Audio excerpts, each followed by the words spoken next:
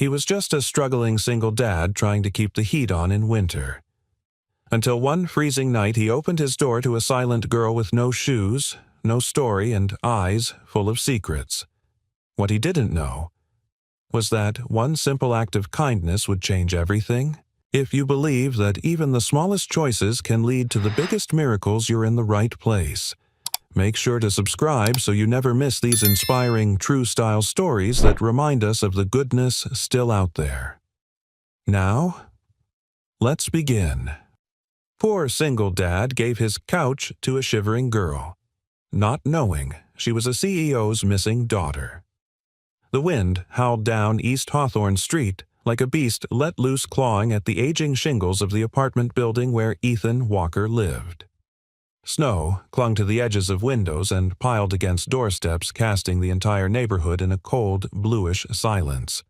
It was nearly midnight, and most of the town had long since shut its doors to the winter storm that was forecast to freeze the region solid by morning. Ethan adjusted the scarf around his neck as he stepped out of his truck, juggling a grocery bag and his worn leather toolbox. The headlights blinked off behind him. He gave the battered Chevy's hood a gentle pat, whispering, "Hang in there, old girl," before trudging through the snow-covered walkway toward the 3-story brick building. His legs ached from a 14-hour shift, fixing busted heaters and flooded sinks, and all he could think about was the leftover chicken noodle soup waiting inside and the excited face of Lily, his 9-year-old daughter who always waited up for him when he worked late. She was the one thing in his life that felt pure and whole. As he reached the top step, something caught his eye. A figure huddled against the railing, barely visible in the dark. He stopped. At first he thought it was a pile of blankets or trash until it moved. He stepped closer, heart knocking in his chest. A girl. Young. She was curled into herself, trembling violently, her knees hugged tightly to her chest. Her jeans were soaked hair matted with snow. No gloves, no hat. Her sneakers, white canvas soaked through, offered no warmth at all. "Hey," Ethan said gently, crouching beside her. "Are you okay?" She flinched at the sound of his voice, head jerking up. Her eyes were wide, frightened, rimmed red from the cold. She didn't say anything, just stared at him like a wounded animal cornered in the woods. Ethan scanned the street. No one. Just wind, snow, and the soft hum of street lamps. He tried again. "Do you need help?" "You shouldn't be out here like this. You'll freeze." Still nothing. Just that look, something between terror and exhaustion. Then she whispered, barely audible, "Don't call the police. Please." That stopped him. Ethan's instincts kicked in. She was running from something. "I'm not calling anyone," he said calmly, raising both hands. I have a warm place. Just up there. You can sit on the couch, get warm. That's all." "Okay." For a moment she didn't move. Then, slowly, she nodded. He opened the door and led her inside. Lily was already dozing on the couch with her book sliding off her lap. When she saw the girl behind her father, she blinked and sat up. "Daddy?" "It's okay, sweetheart," Ethan said gently. "We've got a guest tonight. Can you grab the other blanket from your room?" Lily, always the curious one, glanced at the girl, then nodded and ran down the hall. Ethan motioned toward the couch. "Sit. Here, take my coat." He slipped it off and draped it around her shaking shoulders. She sank into the cushions like she hadn't sat down in days. Her teeth chattered and her hands were raw red from the cold. "What's your name?" Ethan asked, kneeling in front of her. She looked down, then whispered Mira. "Okay, Mira. I'm Ethan. That's my daughter Lily." He offered a gentle smile. "You hungry?" Her eyes flickered, then hesitantly she nodded again. 15 minutes later, Mira sat curled up on the couch in Ethan's coat, holding a steaming mug of soup with both hands. Lily sat nearby, fascinated but quiet. Ethan observed Mira closely. She couldn't be more than 16. Her face was pale, too pale. The bruise near her temple looked a few days old. Her knuckles were scraped. Something about the way she glanced at the window every few seconds made his stomach twist. "Did something happen to you, Mira?" he asked carefully. "Is someone looking for you?" Her shoulders tensed. I just need a place to stay. Just for the night. Please. He wanted to press her, wanted to know what had left her out in the cold, half-frozen, terrified. But there was something in her voice that stopped him. A desperation he recognized. He'd heard it before, in his own voice. The year his wife died, the week he lost the house, the night he had to choose between rent and medicine for Lily's asthma. He nodded once. You can stay. No questions tonight. Lily leaned over and whispered, She looks like someone I saw on TV. Ethan gave her a gentle hush, then turned back toward Mira. Her eyes were already closing the warmth, pulling her into sleep. She clutched the couch pillow like a lifeline, still wrapped in his coat lips, parted in exhausted breath. He turned off the lamp, letting the room fall into soft darkness. Later, as he lay on the floor in a blanket beside Lily's room, having given the girl the couch, Ethan stared at the ceiling. The wind had eased outside. Snow still fell, but gentler now. Something about the girl nagged at him. Her voice, her look, that name, Mira. He couldn't shake the feeling that this wasn't just a runaway, and that tomorrow would bring more than answers. It might bring consequences. Or it might bring something else entirely. He didn't know it yet, but the girl on his couch had once been at the center of national headlines, and by morning the world would start looking for her again. Morning arrived with the soft crunch of ice melting against glass and the quiet creaks of an old radiator groaning to life. The apartment smelled of weak coffee and toast, a ritual Ethan maintained no matter how empty the fridge felt or how tight the week had been. It was his way of saying, we still live. We still start the day. He stood by the small kitchen window watching the snow outside slowly turn to slush. It was going to be a long day of phone calls and emergency heater repairs. The storm had knocked out power across half the town. Behind him, the couch shifted with a rustle. Mira sat up slowly, blinking against the daylight pouring in through the curtains. Her hair was tousled, falling over her face in uneven strands. She looked around as if unsure where she was then remembered. And she froze. It's okay, Ethan said gently, turning from the sink. You're safe here. Mira didn't speak at first. Her eyes darted around the room like she was searching for escape routes. The coffee mug in Ethan's hand seemed to calm her. Something familiar. Ordinary. Did you sleep okay? He asked. She nodded slightly, still clutching the throw blanket around her thin shoulders. You hungry again? I have eggs, not much else. I'm fine, she whispered. Ethan studied her a moment. There was something haunted about her more than just fear. It was the stillness, the way she sat too carefully, like someone taught never to take up space. He knew that posture. Knew the way people flinched at kindness when they'd been denied it too long. Lily skipped out of her room already dressed in a mismatched outfit of pink leggings and a sparkly sweater. Her hair was a tangle of curls Ethan had forgotten to comb the night before, but her smile was radiant. Hi, Mira, she chirped, plopping onto the arm of the couch beside her. Mira startled slightly but managed a small smile. Hi. You want to see my book? Lily asked eagerly. It's about animals that survived the snow. There's this one bird that can fly even in a blizzard. Ethan opened his mouth to step in, but Mira surprised him by nodding. Sure. As Lily dashed off to grab her book, Ethan crouched beside the couch and lowered his voice. She's a talker, and she doesn't forget kindness. Mira looked at him.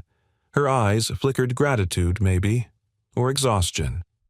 You don't have to tell me anything, Ethan said carefully. But if someone's looking for you, if you're in trouble, I can help. Her jaw tightened. I don't want help, she said, voice low. I just need time. Just one more night. Then I'll go. You can stay longer than that, Ethan offered. We don't have much, but what we have, we share. Mira looked away, her hands knotted in the blanket. Where are your parents? Mira. She flinched. Don't ask me that. Ethan straightened slowly, sensing the invisible wall she had just thrown up between them. Not anger. Fear. Lily returned with her book and flopped down beside Mira, opening it excitedly. As the two sat together, flipping through pages and giggling at the snowshoe hare with comically large feet, Ethan watched something shift in Mira's posture. Her shoulders loosened. Her hand stopped trembling. It wasn't just warmth she needed, it was safety, trust, home. Later that day, Ethan stood in line at the hardware store picking up a replacement valve for a client's busted water heater. The store TV mounted in the corner played local news. A segment caught his eye, a woman with poised elegance sitting stiffly behind a podium surrounded by microphones. Vivian Cross, CEO of Crosstech, a name that had graced Forbes and financial columns for years. But this segment wasn't about stock prices. Ethan turned up the volume just a touch. 3 years since her daughter Amelia disappeared outside a music hall in Chicago. No credible leads have surfaced since, but Vivian Cross believes new information may be coming. The camera cut to a still image of a bright-eyed girl, long chestnut hair, dimpled smile.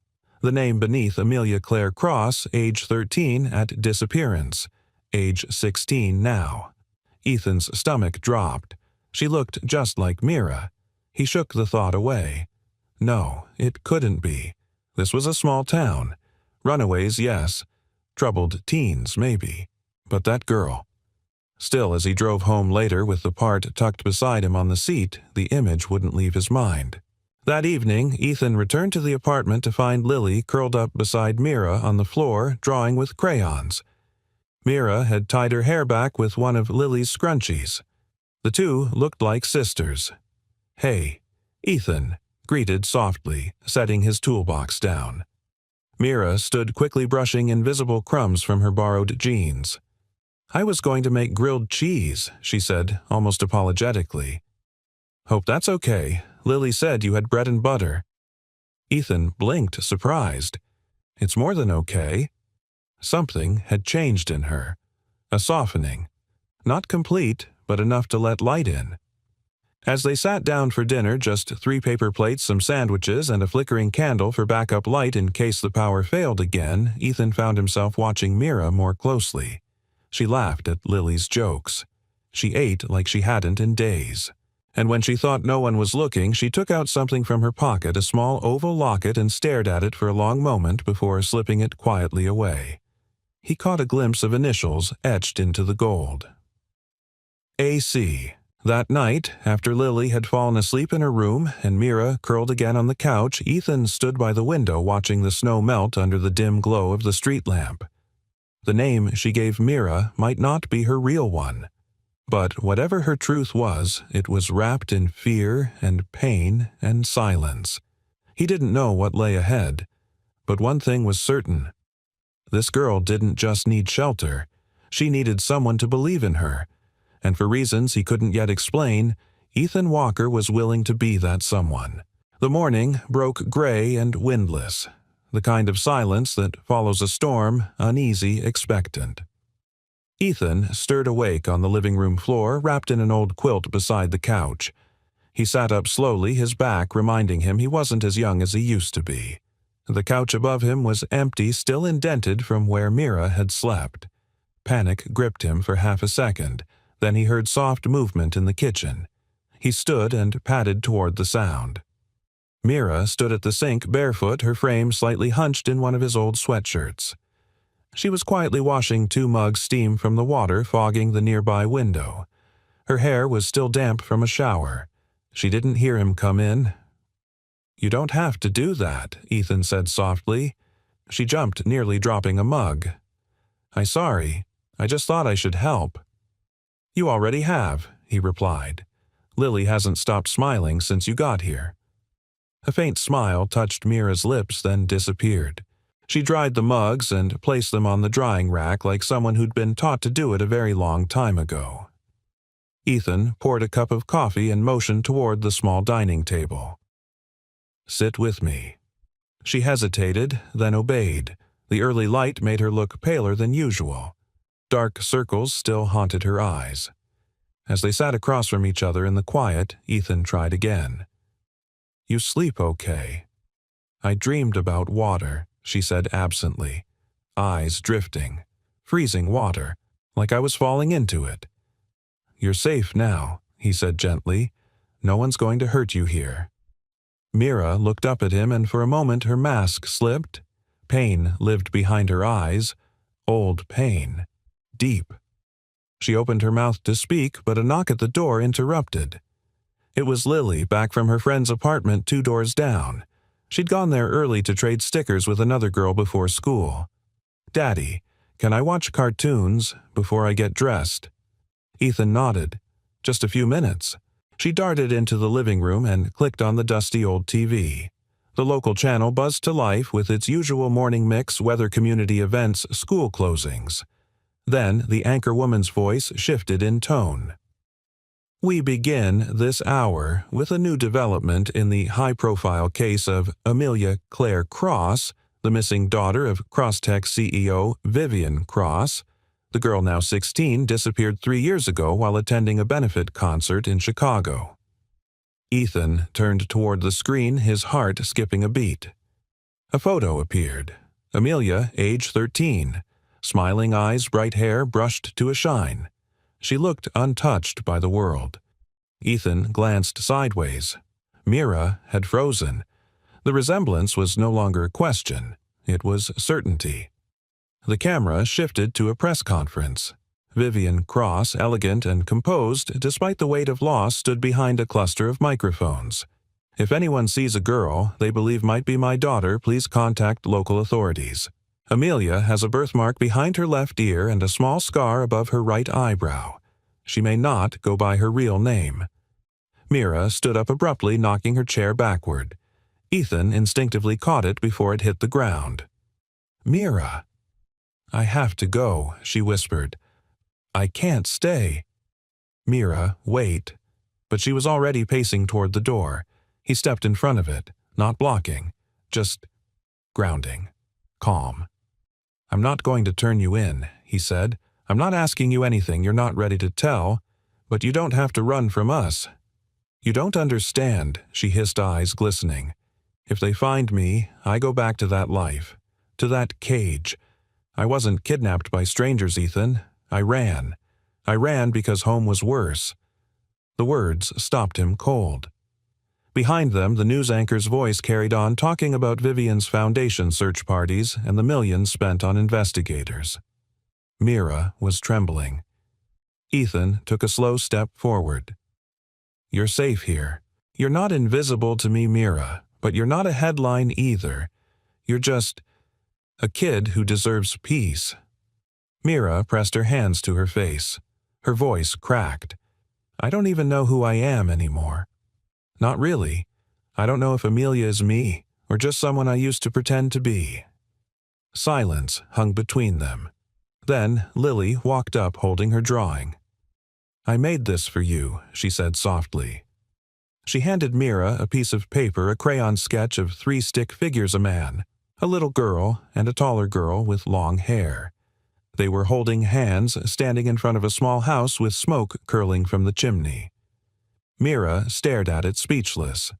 "That's us," Lily explained. "Me, Daddy, and you. I gave you a flower dress. Hope that's okay." Mira looked at her, and something in her expression cracked wide open. It wasn't memory. It was longing. That afternoon, Ethan took Mira and Lily to the library under the guise of needing internet access. As Lily wandered off toward the children's section, Mira sat beside Ethan at a computer terminal, fidgeting with the sleeves of her hoodie. "You don't have to read it if you're not ready," he said, pulling up a cached article on Amelia Cross's disappearance. But she leaned in, eyes scanning the words. It was all there, news clippings, timelines, speculation. Vivian Cross's face was in nearly every article.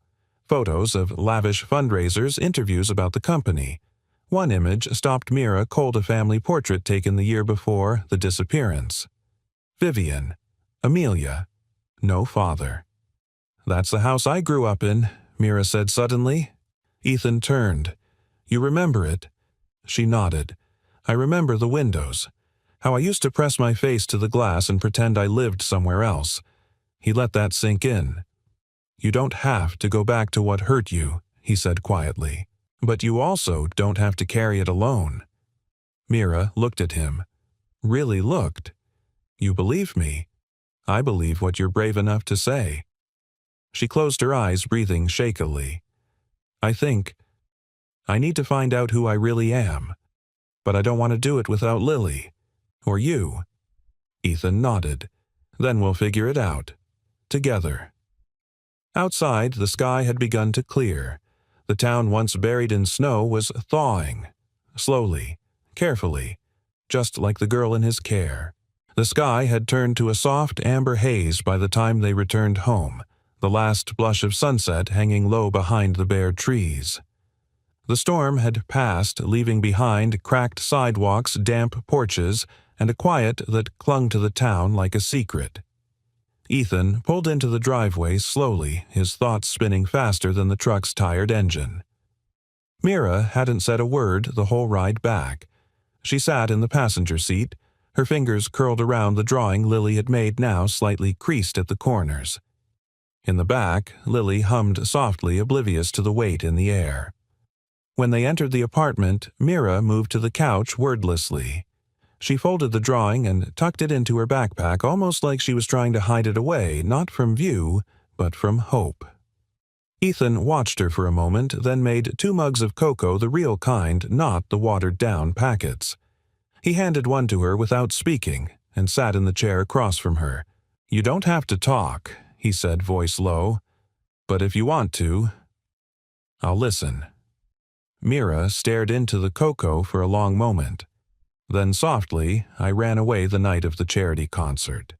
Ethan didn't move. "I wasn't taken like the papers say." She continued, "I slipped out the back of the theater. No cameras caught it. The staff thought I was in the restroom. It was easy." "Why?" Ethan asked gently. She looked up at him then, and for the first time he saw the full truth in her eyes. "Because I couldn't breathe in that life. I wasn't a daughter, I was a display. A project. Everything I said was rehearsed. Every smile was for show. And if I stepped out of line even a little, it was ice. That kind of silence you don't recover from." Ethan swallowed hard. Mira nodded. She wasn't cruel the way people think cruelty looks. She didn't hit. She didn't scream. But she made sure I knew I was a disappointment. Not polished enough. Not smart enough. Not cross enough. After my father died, it got worse. She set the mug down. Her hands trembled slightly. There were days I would sit in my room for hours just staring out the window, pretending I lived somewhere like this. Somewhere warm and loud and kind. And then, one day, I just walked away. Ethan leaned forward, elbows on his knees. And for 3 years, foster homes. Shelters. Sleeping in libraries when I could. I used the name Mira because it was close to Amelia, but not enough to trigger attention. I dyed my hair once. Cut it. Grew it back. Worked under the table cleaning jobs. She let out a shaky breath. I was doing okay in a way. I made it almost 2 years without anyone asking too many questions. But 3 weeks ago, I took a job cleaning at a motel outside Chicago. One of the guests recognized me from a photo. I panicked, ran again, got on a bus, ended up here. Ethan was silent for a long beat. Then, gently, "Why did you stop walking that night? Why this street?" Mira blinked. "There was a light in your window. Just one window. Warm, yellow light. Not the cold kind. And for a moment I thought, maybe I'd be safe if I made it to that door." He closed his eyes briefly. She added almost in a whisper, "I didn't expect kindness. I just hoped someone might not slam the door in my face." "You deserved more than that," Ethan said quietly. "You deserved to be a child, not a brand." Mira swallowed the lump rising in her throat. She hadn't cried, not in front of anyone in years. But something about this man, this home, this humble space filled with second-hand furniture and hand-drawn pictures on the fridge, it dismantled her defenses. He saw her. Not the heiress, not the runaway. Just her. A knock at the door made them both jump. Ethan stood cautiously glancing through the peephole. It was Mrs. Donnelly, the elderly neighbor from 3B, clutching a basket. He opened the door with a forced smile. "Evening, Ruth. You're running low again, aren't you?" she said without preamble. "I saw you bringing in that skinny girl the other night. Thought I'd drop off some chili. Warms the bones." She peered past him and spotted Mira. "Well, there she is. Poor thing looks like a whisper." Mira tried to smile. "She's a friend of Lily's," Ethan said a practiced line. Mrs. Donnelly raised an eyebrow but didn't pry. She handed over the basket and tapped his chest with a gloved finger. "You're a good man, Ethan Walker. Not many would open their doors these days." As she walked away, Ethan closed the door and turned to Mira.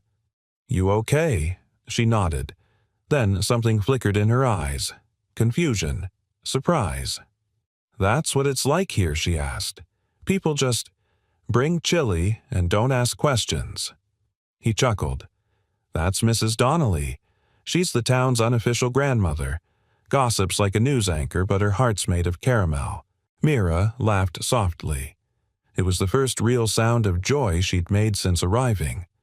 They sat down again, sharing bowls of chili Lily, bouncing between bites, telling a story about a squirrel outside school that had tried to steal someone's sandwich. Mira listened with a quiet smile. Later that night, after Lily had gone to bed, Mira stood by the window staring into the night. Ethan walked up beside her. "I don't know what's going to happen next," she said, her voice quiet but steady. "But I think I want to find out. Not alone." "You won't have to," he said. She looked at him. The porch light outside flickered as snow began to fall again, soft as breath. And for the first time in years, Amelia Cross didn't feel like she was running. She felt like maybe, just maybe, she was starting to arrive. Ethan's phone rang before dawn. The harsh buzz pierced the stillness of the apartment, jolting him upright on the living room floor. He blinked against the dim light filtering through the kitchen blinds, fumbling for the phone vibrating beside a half-folded blanket. "Ethan Walker," he mumbled, still groggy. "Mr. Walker, this is Deputy Briggs from the County Sheriff's Office. Sorry to call early, but we're reaching out to residents in your area. There was a possible sighting related to an open missing persons case. Your vehicle was logged by a roadside camera near Highway 32 3 nights ago. You happen to recall anything unusual?" Ethan's blood chilled. I drive that route often for jobs," he said carefully. "What's the case?" "Looking for a teenage girl. Possible match to Amelia Cross, the Crosstech heiress. She's been missing for 3 years. We've got new leads and it's all hands on deck." Ethan swallowed. "You think she's around here?" "Could be. If you spot anyone new in the area, or if anything feels off, let us know. Confidential tips are welcome." "I understand," Ethan said. "I'll keep an eye out." As he ended the call, his hand trembled. Behind him, Mira stood in the hallway, arms wrapped around herself, Lily's oversized sweatshirt drowning her small frame. She'd heard enough. "They're looking for me," she said, her voice barely audible. Ethan nodded. "You're not turning me in." "No," he said simply, "but we need to be smart." Mira crossed the room slowly, barefoot, her eyes wide with panic. "They have cameras, license plates. What if they trace you?" "They already did," Ethan replied. "They just don't know who you are. Not yet." She sat down at the kitchen table, knees bouncing. "What do I do, Ethan? I can't go back. You saw the news. They'll put me back in that house. I'll disappear again, just in a bigger mansion." He sat beside her, elbows on the table, voice steady. "You don't have to go back if you can prove you were in danger. That you left for a reason." "No one believes kids like me," she whispered. "They believe money. And my mother. She's too powerful. She'll put on the tears for the cameras and tell the world I was lost and scared. That she forgives me." She looked at him, then her eyes shining with rage and grief. "She won't say a word about the years she ignored me. Or the fact that I used to sleep in the hallway just to feel noticed." Ethan's heart clenched. Before he could speak, a knock rattled the door. They froze. Ethan walked to the door and checked the peephole. A uniform. Not police. Postal. He exhaled. "It's just the mail," he said, trying to smile. But Mira didn't move. She stayed seated, trembling slightly, staring into space. Ethan walked over and knelt beside her. "You're not alone anymore. We'll take this one step at a time. But what if the next step is losing everything she asked? Then we take the one after that," he said gently. "Together." Later that afternoon, Ethan headed to a client's house, a busted water heater on the edge of town. He left Lily at school and Mira at the apartment with clear instructions not to open the door for anyone. She nodded, but said little, curling up with Lily's crayons and an old sketchbook. The heater job took longer than expected. Frozen pipes, rusted bolts. While crouching under the client's sink, his phone buzzed again. This time it was a voicemail from an unknown number. He stepped outside to listen. "Mr. Walker, my name is Daniel Marks. I'm an independent journalist. I received an anonymous tip that Amelia Cross might be hiding in your town. The lead came through a forum that tracks runaways and false news narratives. I don't want to stir up trouble, but if you know anything, please call me back. I believe her story needs to be heard truthfully." Ethan stared at the phone. The world wasn't just looking for Mira. They were hunting her with motives of their own. Not all of them pure. Back at the apartment, Mira flipped through the news channels on mute. Each station rehashed the same talking points. Vivian Cross's emotional plea, grainy photos from years ago, blurred clips of potential Amelia sightings that looked nothing like her. One clip showed a woman speaking to reporters outside a private school. She was always a quiet girl, sweet, never made waves. But I heard the pressure at home was a lot. Mira stared at the screen. Someone knew. Someone else had seen it. She flipped to another channel. This time, it wasn't just speculation. It was a newscast with a banner. Former Crosstech employee claims Amelia's disappearance was inevitable. A grainy interview followed, voice disguised, face blurred. She was more of a mascot than a daughter. No kid should live like that. Mira's hands clenched the edge of the couch. Outside the window, snow began to fall again. But for the first time, she didn't feel like hiding. When Ethan returned home, she met him at the door. "I need to tell my story," she said. He raised an eyebrow. "To who?" "To someone who will actually listen. Someone who won't twist it. That journalist who called you, maybe he's different." Ethan nodded slowly. "It's your choice. But once you go forward, there's no going back." "I know," she said, "but maybe that's okay." She looked over her shoulder at the drawing still pinned to the fridge, Lily's picture of the three of them. "I want to stop running. For me. For her." Ethan's voice was quiet. "Then let's find your voice again." That night, Mira sat at the kitchen table with a blank piece of paper. Ethan handed her a pen. "You don't have to write everything. Just start." She nodded and bent over the paper, and with a deep breath she wrote, "My name is Amelia Claire Cross. I wasn't kidnapped. I left. And this is why." The storm outside gathered again, but this time she wasn't afraid of it. The glass walls of the conference hall gleamed beneath the morning sun, overlooking the frosted skyline of Chicago. A row of sleek microphones lined the podium like silent sentinels. Cameras flashed. Reporters murmured behind cupped hands. Security stood at full alert near the exit's, earpieces glinting under tailored coats.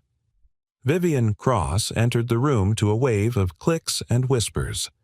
Impeccably dressed in a steel-gray blazer, her posture was flawless, chin slightly lifted, a portrait of composure. But behind the crisp professionalism was something harder to ignore. Grief, aged and tightly wrapped in control. Her eyes, lined with fatigue and unspoken desperation, betrayed a mother whose time was running out. She adjusted the microphone. "I'd like to thank you all for coming." She began, her voice smooth but deliberate, like every syllable had been carved from stone. 3 years ago, my daughter Amelia Claire Cross vanished. And for 3 years I have searched, hoped, and grieved every single day. A photo of Amelia at age 13 flickered on the screen behind her bright smile head, tilted slightly, a glittering piano in the background. She was last seen wearing a blue dress and black coat. She had a small scar above her right eyebrow and a birthmark behind her left ear. And though she may no longer resemble the girl in this photo, I am certain as any mother would be that she's still out there. Vivian paused, letting the silence hang just long enough. I'm offering a renewed reward, $5 million for credible information leading to her return. Cameras flashed, reporters scrambled for questions. But Vivian raised her hand calmly. No further statements today. She stepped away from the podium, ignoring the sudden swell of noise behind her. Outside the hall, a woman approached with a phone pressed to her ear. "Ma'am," she whispered, "we may have something." A tip came in through an anonymous channel. "Small town, north of here. Preliminary details. Might be credible." Vivian didn't respond immediately. Her eyes drifted to the skyline, to the falling snow catching on the glass. "Schedule the jet," she said. "I want to see it myself." Back in the apartment, Mira sat on the floor surrounded by torn notebook pages and doodles Lily had made to help with inspiration. The little girl knelt beside her, determinedly coloring a rainbow over Mira's name in block letters. "Do you think your mom will cry when she sees you?" Lily asked innocently. Mira hesitated. "I don't know." "She should," Lily said firmly. "If she loves you." Mira didn't respond.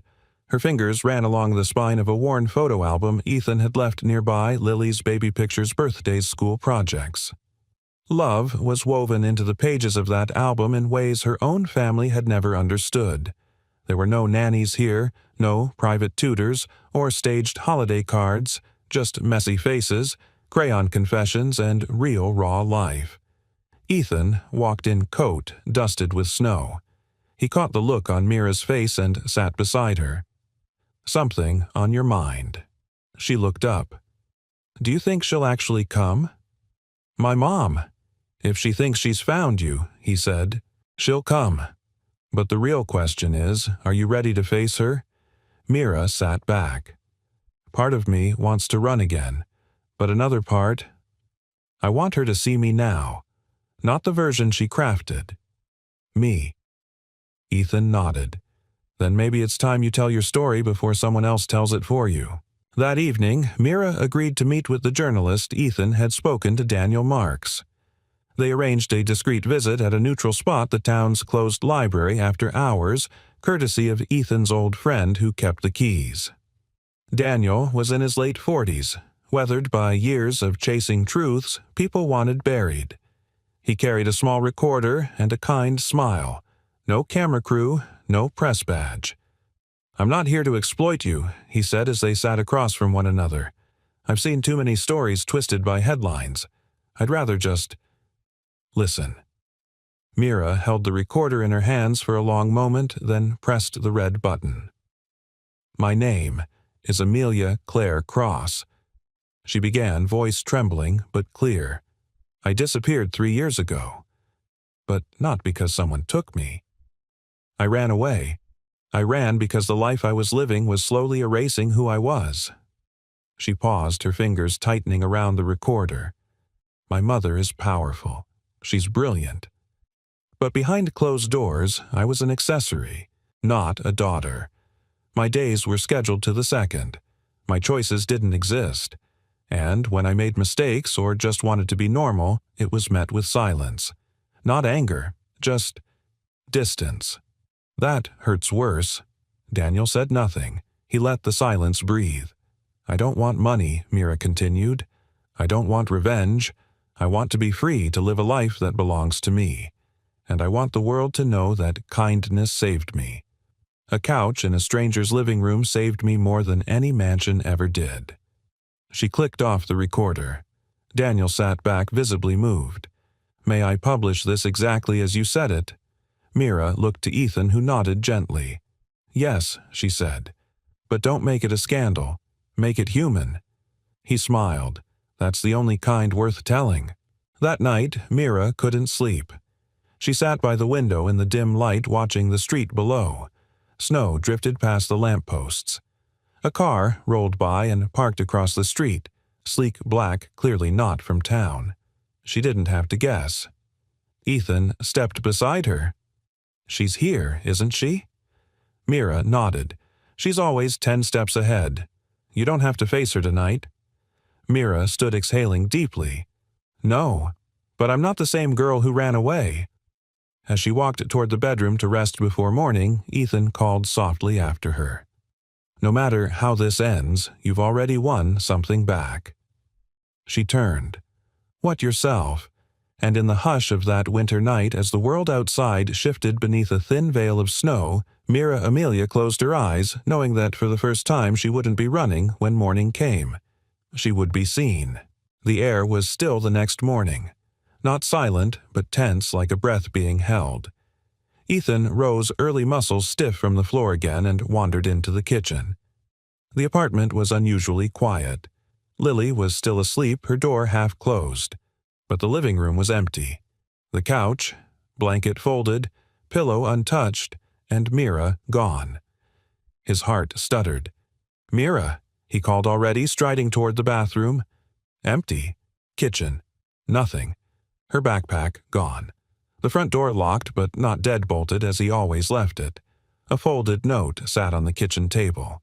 His hands shook as he opened it. "I'm sorry, Ethan. You gave me more than I deserved. That's why I can't risk bringing trouble to your door. I need to face this alone. Thank you for everything." Ethan stared at the note for a long time. His mouth was dry. He reread it, willing it to change, but she was gone. He grabbed his jacket keys already in hand. The bus station was his first stop. No one matching Mira's description had boarded this morning. He checked the park next, then the library, then circled back to Main Street, his eyes scanning every face, every sidewalk. Each passing minute carved deeper into his chest. By the time he returned home, Lily was awake, sitting on the couch, rubbing her eyes. "Where's Mira?" she asked, clutching her stuffed bear. Ethan didn't answer right away. She stared at him. "Daddy." "She left, sweetheart," he said quietly. "She thought it was the best way to keep us safe." Lily's face crumpled, "But she said we were family." "I know," Ethan whispered, gathering her into his arms. "I know." That afternoon, he called Deputy Briggs. "I need to report something," he said. "Not a crime. A concern. A girl. Her name is, well, she goes by Mira. But I think she's the one everyone's looking for." The line went quiet. "You sure?" "I've been sure for a while. The deputy promised to send someone over." Ethan hung up and sat down, staring at the folded note again. But before the deputy arrived, the phone rang. This time, it was the hospital. "Mr. Walker, we found your number in a folded slip of paper inside a coat pocket. A girl, teenage hypothermic, was brought in by a good Samaritan who found her unconscious behind the old diner near the train station. She's stable now." Ethan's legs nearly gave out. "Is she awake?" he asked. "Just barely." But she kept saying one name, over and over. What name? Lily. He reached the hospital in under 10 minutes, barely remembering the drive. The nurse guided him through the emergency wing and pulled back the curtain to reveal the narrow bed. Mira lay there, face-paled IV in her arm, oxygen gently hissing beside her. Her lips were cracked, eyes closed, but her hand twitched when he said her name. "Mira." "I'm here." Her eyes fluttered open slowly. "Ethan." "Don't ever do that again," he said, his voice breaking. "You don't run from family. Not anymore." "I was scared," she whispered. "I know. But don't go alone. Not anymore." A nurse stepped in, clipboard in hand. "There's someone here to see her," she said. "A woman." Ethan turned slowly. Vivian Cross stood in the hallway, immaculate as always. But this time the expression on her face wasn't one of poise. It was something Ethan hadn't expected. It was heartbreak. The nurse gestured her forward. Vivian stepped into the room, her heels silent against the tile. Mira's breath caught. Her fingers tightened around the blanket. "Hi, Amelia," Vivian said, voice barely above a whisper. Mira didn't respond. Vivian looked at Ethan. "You're the man who sheltered her." I'm the man who saw her, he replied. Vivian nodded as if she deserved that. I've searched for you every day, she said to her daughter. No, Mira rasped. You searched for the version of me you lost, not me. Vivian looked stricken, but she didn't argue. I didn't know how to love you, right? She said. I controlled everything because I thought that would keep you safe. But I see now. It kept you caged. A pause. Then, softly, I'm sorry. Tears slipped silently down Mira's cheeks. I don't want to go back, she said. You don't have to, Vivian replied, voice cracking. I don't deserve to make that demand. But I want to start again. I'll go slow. I'll earn your trust this time. Ethan took a step back, letting the moment belong to them. But Mira's eyes found him. I don't want to lose them either, she whispered. Vivian looked at Ethan, then back at her daughter. Then we don't lose anyone, she said. We build something new, if they'll let us. Outside the hospital, snow began to fall again. But this time it wasn't heavy or sharp. It was soft, like lace unraveling in the sky. And as Ethan stepped out into it, Mira beside him in a wheelchair, Vivian pushing gently Lily, running ahead with her arms spread wide, he realized something profound. Kindness didn't always prevent storms, but it could guide someone home. The hospital room was filled with winter light. Soft golden beams slipped through the half-drawn blinds, spilling warmth across Mira's pale face. The room smelled faintly of antiseptic and warm linen. Machines beeped steadily in the background, but the atmosphere was no longer tense. It was tender, suspended in a moment that felt like the calm after a long, merciless storm. Vivian Cross sat by the window, not in a power suit, not behind a podium, but in a soft navy cardigan, her hair pulled back loosely. Her phone, usually an extension of her hand, remained untouched on the windowsill. Mira Amelia sat upright in bed, propped by pillows, a light hospital blanket pulled to her waist. Her fingers absently traced the stitching on the hem as if anchoring herself in the moment. Ethan stood beside her with Lily nestled at his side, holding a small get-well card she'd drawn with hearts and stick figures. The silence in the room wasn't uncomfortable. It was thick with meaning. 3 lives stitched together by chance, now trying to figure out if they could become something more. Vivian finally broke the silence. The doctors say you can be discharged tomorrow. Mira nodded slowly but didn't speak. Vivian swallowed. They said you were severely hypothermic when they found you. If that man hadn't stopped... Mira interrupted gently. I left, so I wouldn't bring danger to Ethan and Lily. Ethan's voice was quiet. You are never the danger. What's chasing you might be but you. You're a kid with a good heart. Mira's eyes glistened. I didn't know how to let people protect me, she admitted. I thought strength meant staying silent. Running. Vivian's voice cracked. That's my fault. Amelia looked over at her mother, really looked and saw for the first time in a long while not the executive, not the figure behind the company or the media image, but a woman with wrinkles near her eyes and pain in her hands from gripping things too tightly. You were raised to be strong, Amelia said. But I wasn't. I was just trying to be seen. And when I wasn't, I disappeared. Vivian's breath hitched, and for a long second she said nothing.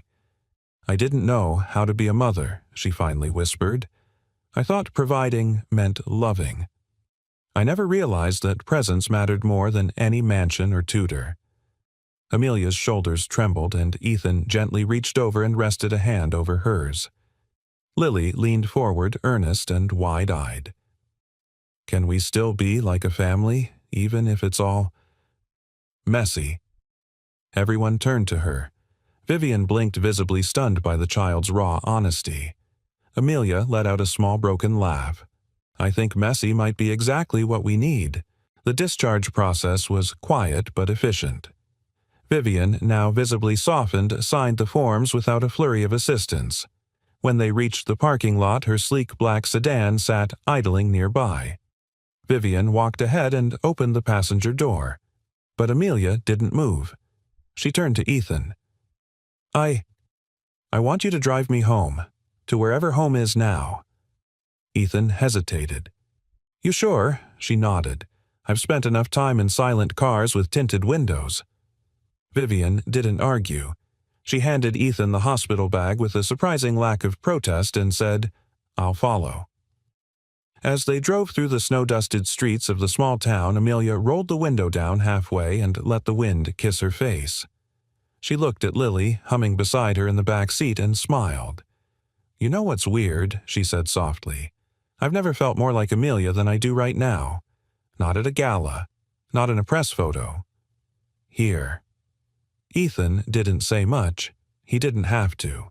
When they arrived back at the apartment, Amelia stepped inside like someone returning to a place that had already etched itself into her memory. The couch, the peeling wallpaper, the faint scent of cinnamon from Lily's air freshener. It was humble, but it was real. Vivian stepped in behind her eyes, scanning the room slowly. She didn't say, "This is where you were." She didn't scoff at the tiny kitchen, the outdated heater, or the second-hand bookshelf. She looked at Ethan. "I understand why she stayed," she said simply. "Thank you for not treating her like a headline." Ethan gave a respectful nod. She never was.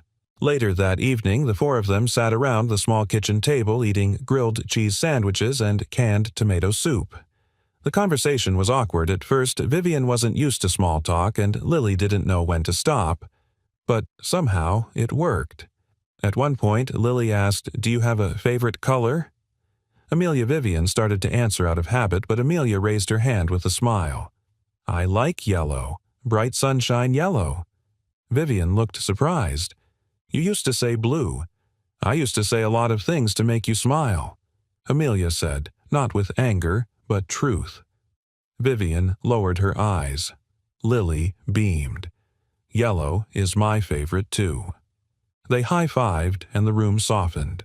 As the night settled in, Vivian prepared to leave. She stood in the doorway, hesitant.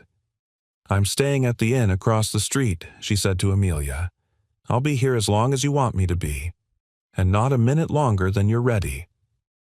Amelia stepped forward unsure, then surprised herself by hugging her mother not tightly, not long, but with sincerity. Vivian's arms trembled as she returned it. As the door clicked shut behind her, Amelia turned to Ethan and Lily. I want to stay here. For now." Ethan smiled. "The couch is still yours." "I'd like to share Lily's room," she added, "if she doesn't mind." Lily jumped up. "I was hoping for a roommate."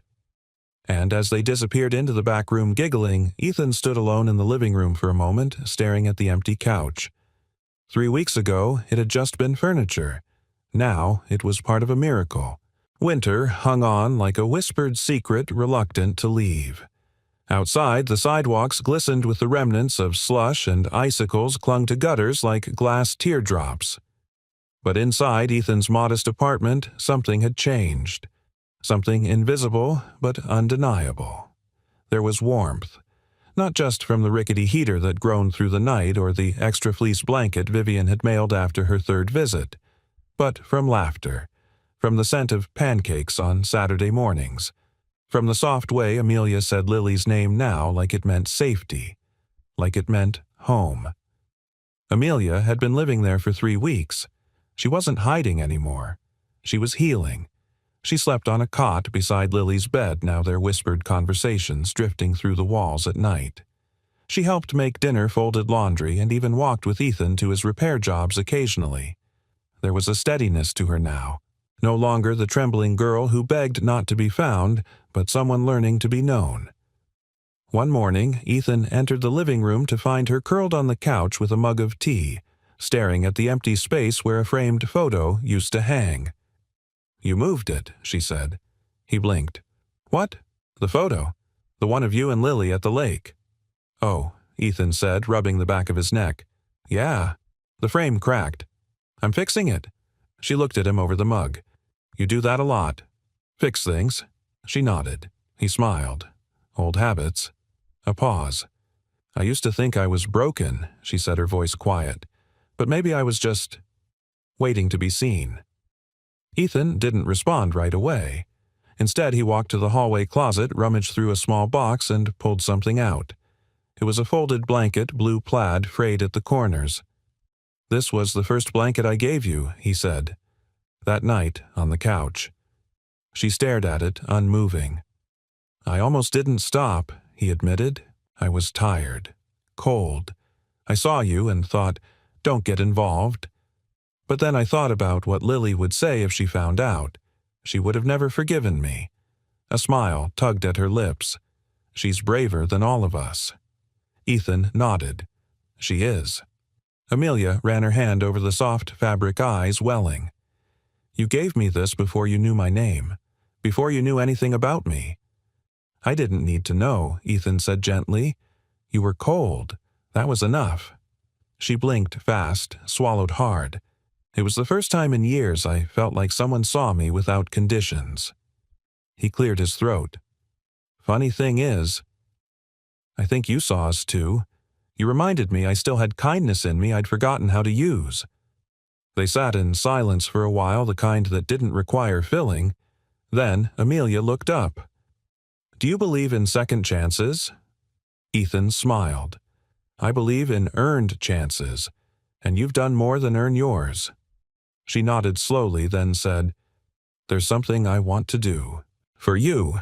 That afternoon, Ethan returned home from a repair job to find Vivian standing in the apartment parking lot in a wool coat and flat shoes, not her usual appearance. She held a small envelope in one hand and a hesitant look on her face. "I'm not here to disrupt anything," she said as he approached. I was told to meet you here, by my daughter." Ethan raised an eyebrow. Together they climbed the stairs. When he opened the door, he stopped. Inside the apartment stood Amelia and Lily. The furniture had been rearranged. A clean sheet covered the couch. A handmade paper sign hung above it. The couch that started everything.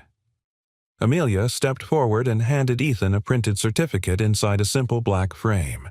At the top it read, "Donation, in honor of Ethan Walker, builder of safe spaces to the Harmony Center for Runaway Youth. Opening spring, 2025. Ethan looked from the certificate to Amelia. "I used the reward money," she said. "Not all of it, but enough. The rest is going into a trust for the center. A place where kids like me don't have to freeze on porches. A place with couches, and warm blankets, and people who listen." Ethan stared at the paper, speechless. Vivian cleared her throat, stepping forward. "She told me the idea last week. Said it was the only way the money would mean something." "It does," Ethan said, his voice rough. "It means everything." He sat down on the couch, and stared at the space that had once been just a patch of worn fabric, but now held the weight of something sacred. Amelia sat beside him.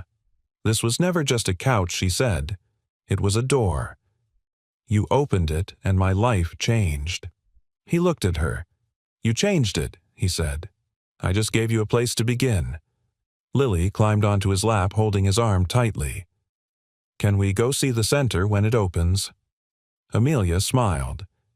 "You'll cut the ribbon." Lily. Vivian looked around the room, her eyes softer than they'd ever been. "I spent 3 years trying to rescue my daughter with press releases and private investigators," she said. "But she was saved by a couch and a stranger who refused to walk away." Ethan shook his head. "I wasn't a stranger for long. And in that room, with snow beginning to fall softly again outside a family that didn't match on paper, sat close enough to prove they didn't have to. Because sometimes the most powerful acts of love begin in silence, with a couch, a blanket, and a heart that says, 'Stay.'" The town awoke beneath a fresh blanket of snow. It was the kind of snowfall that softened the edges of everything: storefronts, sidewalks, mailboxes, wrapping the world in a hush. From Ethan's apartment window, the street looked like a memory. Clean, quiet, holding its breath. Inside, the kitchen buzzed with warmth and motion. The toaster popped. Bacon sizzled. Lily twirled in fuzzy socks to Christmas music that played faintly on the radio, even though it was well past New Year's. And at the table, Ethan sat beside Amelia, who was practicing a short speech for the ribbon cutting of the Harmony Center. She spoke each word slowly, deliberately, her voice gaining confidence with every line. "I want to thank everyone who believed I was worth saving, even when I didn't." She glanced up, cheeks pink. "Too much." Ethan shook his head. "No, it's perfect. It's honest." Amelia took a deep breath, then tucked a strand of hair behind her ear. "I've never stood in front of people like that before, not without being someone they wanted me to be." Ethan smiled. "Then maybe it's time they meet the real you." Vivian arrived a few minutes later carrying boxes of fresh bagels and folders from the nonprofit team coordinating the center. Her visits had become more frequent, but less about checking in and more about showing up. She no longer looked like the woman who held press conferences. She wore jeans now. Sometimes even forgot her makeup. It suited her in a way she hadn't expected. "Traffic's already building near the center," she said as she placed the boxes on the table. "Press vans, local news, a few big names." Amelia winced. "I don't want it to feel like a publicity stunt." Vivian nodded. "It won't. Not with the way you've handled it. This is your story now." Amelia glanced at Ethan. "Our story." Lily piped up from under the table. "And mine, I get to wear my sparkly dress." Vivian laughed softly. "You do, sweetheart, and you'll outshine everyone." By noon, the four of them stood before the modest brick building on the far edge of town. It was simple, no frills, yet beautiful in its purpose. A new coat of paint, wide windows, a wooden sign above the double doors. The Harmony Center, a place to be found. A small crowd had gathered local leaders, reporters, a few of Ethan's old clients, and a group of teens from neighboring towns. The mayor gave a brief introduction applauding the project for changing the way we define rescue. Then she handed the microphone to Amelia. She stepped forward, the winter air nipping her cheeks, and glanced once at the folded speech in her pocket. Then she put it away. She looked up at the crowd, her voice clear. "My name is Amelia Claire Cross. I disappeared 3 years ago, but not in the way the world believed." A quiet ripple passed through the crowd. "I wasn't taken. I ran. I ran because I felt invisible in my own home, because I was tired of being perfect for cameras and empty in real life. I thought freedom meant escaping. But I was wrong." She paused. "Freedom found me on a snow-covered street when a man I didn't know opened his door and gave me the only couch he had." She looked toward Ethan and Lily standing together near the ribbon, their eyes glistening. "That act of kindness saved my life. Not because it fixed everything, but because it reminded me I was worth something, that I could be known, and still loved." She gestured to the center behind her. "This place is for kids like me. Kids who got lost because no one asked them how they were doing. Kids who don't need perfection, they just need presence." A beat of silence, then thunderous applause. Vivian, wiping tears behind her sunglasses, handed Amelia a pair of oversized ribbon-cutting scissors. Lily stood beside her, practically vibrating. "Ready?" Amelia asked. Lily grinned. "Let's do it together." They sliced through the red ribbon and the crowd erupted again. Inside, the center volunteers welcomed guests into a space filled with warmth couches, shelves of books, colorful murals painted by local teens, a wall of handwritten quotes. One stood out in bright letters. "Home is not a place, it's the people who open their doors." Ethan stood in the lobby taking it all in. He was approached by one of the board members, a woman in her 50s with salt and pepper hair and kind eyes. "You must be Ethan Walker," she said, extending a hand. "I guess word travels," he chuckled, shaking it. "You're the man behind the couch," she said, "the one who started all of this." He looked around at the laughter, the warmth, the teens exploring rooms named things like Brave and Restore. "I just did what anyone decent would have done," he said. The woman smiled. "Then we need more decent people like you." That night, after the guests had gone and the cameras stopped flashing, Ethan, Amelia, Lily, and Vivian returned to the apartment. It felt smaller now, but not in a bad way. More like the way a favorite sweater fits tighter after you've grown, but you can't bear to let it go. They sat on the couch, all four of them squeezed together with paper plates of leftover cookies and mugs of cocoa. Lily leaned against Ethan's chest. "That place we opened. Do you think people will find family there?" Amelia smiled softly. "I think they already have." Vivian looked over. "You ready to move forward, Amelia? With everything therapy school may be visiting Chicago again." Amelia took a long sip of cocoa, then leaned her head on Ethan's shoulder. "I'm ready for anything she said, as long as I don't have to do it alone." Ethan wrapped an arm around her. "You never will." Outside, snow fell again, slow, soft, and quiet. Not a storm, not an ending, but a beginning. Spring crept into town on the heels of a soft April rain, coaxing tulips from the frozen earth and washing the grime from rooftops and sidewalks. The harshness of winter had melted away not just in the weather, but in the people who had weathered it together. Inside Ethan's apartment, light poured through the open windows. The once dim space now buzzed with warmth and subtle color.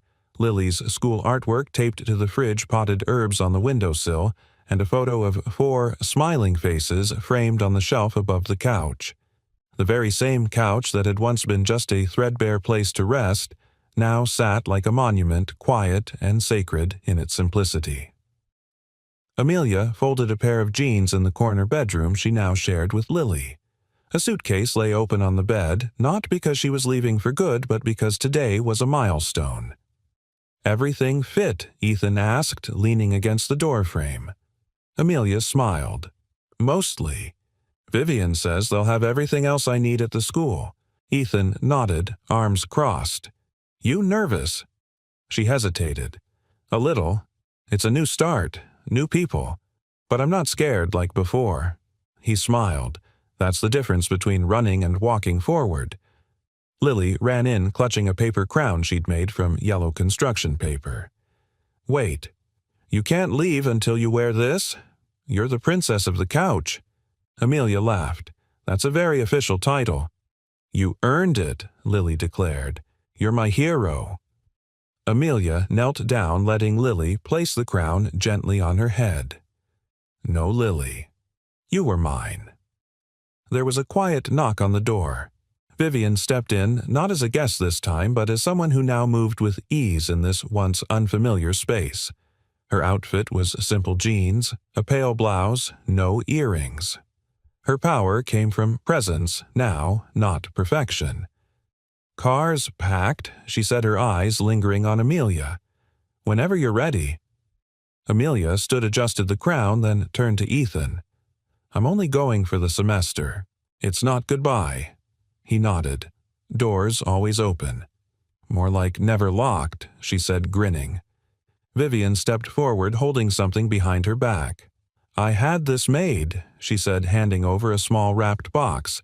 Inside was a polished metal plaque engraved with "To Ethan Walker, who opened his door and changed the world." Below it, in smaller script, "Kindness is not grand. It's quiet, ordinary, and life-saving." Ethan stared at it for a long moment. Words didn't come easily. He simply nodded, overcome. Vivian added softly, "The Harmony Center's dedicating its reading room to you. The kids will sit on couches, listen to stories, and remember that someone like you believed they were worth saving." Lily looked up wide-eyed. "Are they going to have cocoa too?" Vivian smiled. "Unlimited." They walked down together to the car. The sky was a pale blue clouds drifting like promises. As they reached the sidewalk, neighbors waved.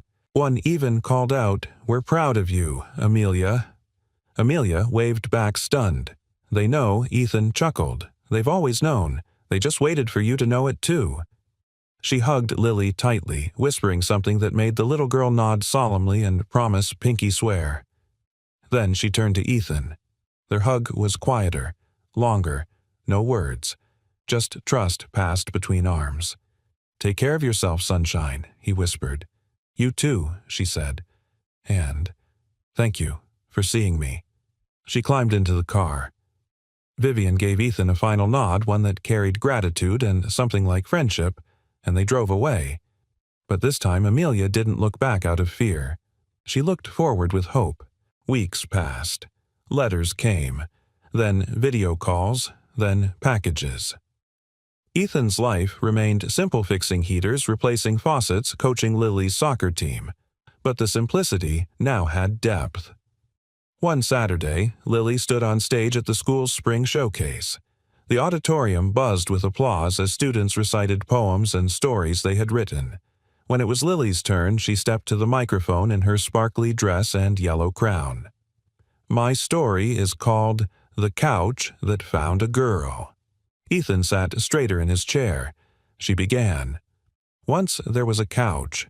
It was old and squeaky and didn't match anything. But one day a girl sat on it who had nowhere else to go. The couch didn't care. It gave her a place to rest. And then it gave her a family. The audience went silent. The girl thought she was lost, but the couch didn't see lost things. It only saw someone worth keeping. And that's how we became a family, not by matching, but by choosing. Tears welled in Ethan's eyes. When Lily finished, she looked directly at him and smiled. Later that night, as they returned home, Lily climbed onto the couch and curled up under a soft blue plaid blanket. Ethan sat beside her, holding a cup of cocoa in one hand and the plaque in the other. The apartment was quiet. Outside, a breeze carried the scent of earth and distant blossoms. Dad Lily whispered, "Yeah, do you think couches remember people?" He looked down at her, tucking the blanket under her chin. "I think the good ones do."